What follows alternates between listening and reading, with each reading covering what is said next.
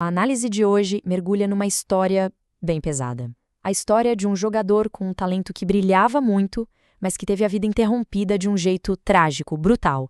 A gente vai entender a ascensão e a queda de Daniel Correia Freitas. E para a gente realmente entender o que aconteceu, né, a gente precisa primeiro responder uma pergunta. Quem era Daniel Correia Freitas? Quem era esse jovem atleta cuja morte chocou o Brasil inteiro? E a resposta, bom, ela começa muito, muito antes da tragédia. Olha, a notícia foi um choque. E os detalhes eram terríveis. Um jogador de 24 anos, no auge da carreira, encontrado morto, sabe? Em circunstâncias de uma violência absurda. Esse foi o ponto final da história dele. Mas, para a gente entender esse ponto final, a gente precisa voltar lá para o início de tudo. Então, vamos voltar no tempo, porque antes da tragédia existia a promessa. Ele era conhecido como Dani e a jornada dele no futebol começou bem cedo. E desde o início foi marcada por um talento que, nossa, parecia que ele estava destinado a brilhar nos maiores palcos do esporte. E a ascensão dele foi assim, meteórica. Pensa bem, ele chega numa das maiores categorias de base do Brasil, a do Cruzeiro. Logo depois, já está vestindo a camisa da Seleção Brasileira Sub-17, uma honra, né? Ficava muito claro que o Daniel estava no caminho certo, no caminho do sucesso. E aí, com só 19 anos, ele estreia como profissional. Pronto, ali ele confirmou tudo o que se esperava dele. E olha, ele não era só mais um garoto habilidoso, não. Ele era um vencedor. A coleção de títulos que ele ganhou na base, isso mostrava que ele tinha mais do que só a técnica. Ele tinha aquela mentalidade competitiva, sabe? O que a gente chama de DNA de campeão. Sabe como no futebol alguns números acabam definindo momentos, né? Às vezes uma camisa, um placar. Pois é, para o Daniel, o número 3 ia marcar o auge da carreira dele de um jeito inesquecível. E o motivo é esse aqui. Maio de 2014. Pensa na cena. Uma goleada histórica e o protagonista absoluto foi ele, um meio-campista de 20 anos. Ele fez 3 gols, o famoso hat-trick, e ainda deu uma assistência. Foi literalmente a noite em que o Brasil inteiro viu nascer uma nova estrela. E essa frase do pai dele, dita logo depois desse jogo, captura perfeitamente a essência daquele momento. Porque não era só sobre talento, entende? Era sobre muito trabalho duro, sobre a recompensa por anos e anos de sacrifício. Foi um momento de orgulho imenso que, quando a gente olha para trás hoje, se torna ainda mais comovente. Só que no esporte de alto rendimento, a glória pode ser uma coisa muito frágil, perigosamente frágil. Um momento, uma única jogada, pode mudar o rumo de uma carreira inteira. E para o Daniel, esse momento, bom, ele estava prestes a acontecer. E tá aqui o ponto de virada. Setembro de 2014, uma lesão gravíssima no ligamento do joelho. Romper o ligamento cruzado é um pesadelo de qualquer jogador.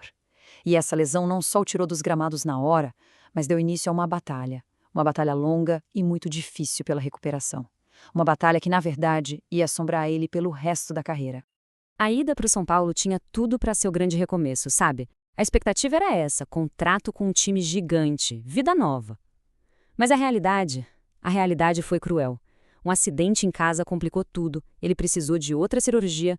Resumo da ópera, ele demorou quase 1 ano para conseguir estrear. Aquele momento mágico, a confiança, o ritmo de jogo, tudo isso tinha se perdido no caminho. O que veio depois foi uma peregrinação.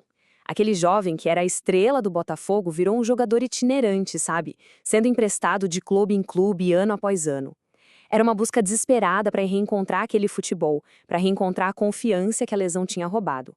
Cada clube era uma esperança nova, mas ao mesmo tempo era um lembrete do quão longe ele estava do topo onde já tinha chegado.